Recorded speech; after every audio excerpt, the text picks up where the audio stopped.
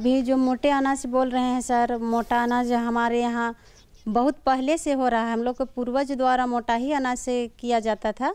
अभी कुछ हम लोग के यहाँ मोटे अनाज कुछ कम हो गया है। अगर प्रधानमंत्री हम लोग को व्यवस्था देंगे अच्छा से तो हम लोग इसको आगे की ओर बढ़ा के हम लोग इसको खेती की ओर अधिक कर सकते हैं। बहुत बहुत धन्यवाद है प्रधानमंत्री जी को कि वो हम लोग को आगे की राह दिखाएंगे और रास्ता दिखाएंगे तो हम लोग ज़रूर उपज आगे बढ़ाएंगे। जो भी अभी मोटा अनाज अभी रुक गया है, अगर सरकार हम लोग सहायता करेंगे तो हम लोग और उसको आगे बढ़ाने की पूरी से पूरी कोशिश करेंगे। और बहुत बहुत धन्यवाद कृषि प्रधानमंत्री को, कृषि मुख्यमंत्री को और प्रधानमंत्री को।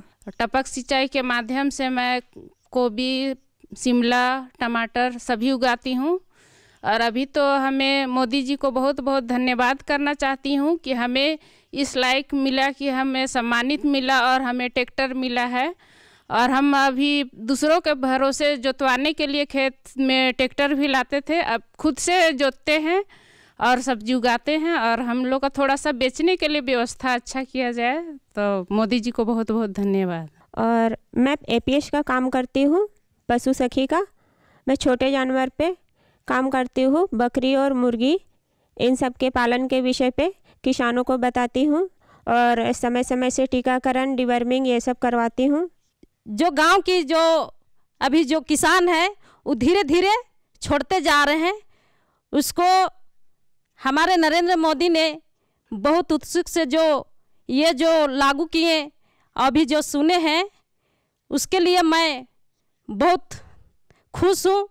और मेरा सोच है कि पूरे गांव में जो मोटे अनाज को जो छोड़ते आ रहे हैं उसको गांव में पूरा किसानों को मैं चर्चा करूंगी कि आप लोग मोटे अनाज को मत छोड़िए।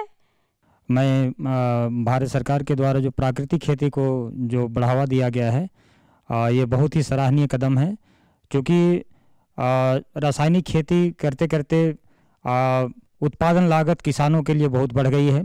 और जब प्राकृतिक खेती किसान अपनाएंगे तो जो लागत है वो लागत में बहुत कमी आएगी और किसानों को इसका सीधा लाभ मिलेगा। प्राकृतिक खेती जो है निश्चित तौर पर हमारे लिए लाभदायक है, क्योंकि प्राकृतिक का जो उत्पाद होता है वो हमारे सेहत के लिए बेहद है और स्वास्थ्य के लिए भी लाभप्रद है। इसलिए प्रधानमंत्री को मैं इस खेती को बढ़ावा देने के लिए जो उन्होंने कोशिश किया है और हमें उत्साहित किया है, मैं सभी किसानों की ओर से मैं फिर उन्हें पुनः एक बार धन्यवाद देते हुए आज जो बजट पेश की गई माननीय वित्त मंत्री, माननीय प्रधानमंत्री के द्वारा, जो किसानों के हित में है, बहुत अच्छा बजट है। हमारे यहाँ झारखंड में सब्जियों का खेती, फूल का खेती, मोटे अनाज का खेती भारी मात्रा में किया जाता है, जो कि बाहर बिचौलियों के द्वारा बेचा जाता है। जो कि आज बजट में बोला गया कि किसानों के लिए बाज़ार की व्यवस्था के लिए, इससे हम लोग बहुत खुश हैं। हमारे महिला किसान हो या फिर हमारे भारत के किसान हो, सारे लोगों के लिए बहुत ही अच्छा एक मौका को दिया है। जैसा अभी सभी बात कर रहे हैं प्राकृतिक खेती को लेकर के, और सच में अभी का जो माहौल है हमें प्राकृतिक खेती पर ही फोकस करना चाहिए, क्योंकि रासायनिक खेती से जो है कितने गंभीर परिणाम हमारे स्वास्थ्य पर पड़ता है सभी जानते हैं। और उसी को मद्देनज़र रखते हुए भी जो हम प्राकृतिक खेती पर अगर आते हैं और इसके उत्पाद जो हैं शरीर के लिए फ़ायदेमंद है, उत्पाद तो हम कर लेंगे उत्पादन, लेकिन बात है कि उनको सही बाज़ार मिलने की जो बातें हो रही है इस पे भी फोकस होना चाहिए। और इसके लिए भी हमारे वित्त मंत्री ने विचार किया, इसके लिए हम उनका धन्यवाद करते हैं। साथ ही अभी ऑन सीजन में जो भी हमारे पास सब्जियां या फसल होती है जो तुरंत सड़ गल जाने वाली सब्जियां, उनके लिए अगर प्रखंड के स्तर से अगर कोल्ड स्टोरेज अगर व्यवस्था किया जाए तो ये बहुत अच्छा एक पहल होगा।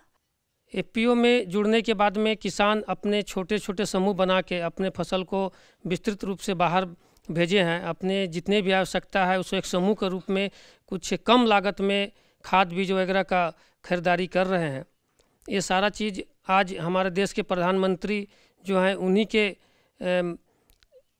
आने के बाद संभव हो पाया है, अन्यथा हमारे किसान पहले काफ़ी पिछड़े हुए थे, अब काफ़ी धीरे धीरे आगे निकल रहे हैं। पुनः मोदी जी को बहुत बहुत धन्यवाद। हमारे देश में किसान से लेकर के सभी वर्गों के बजट में जो ध्यान में रखते हुए जो अच्छा बजट लाए, इसके लिए पुनः धन्यवाद।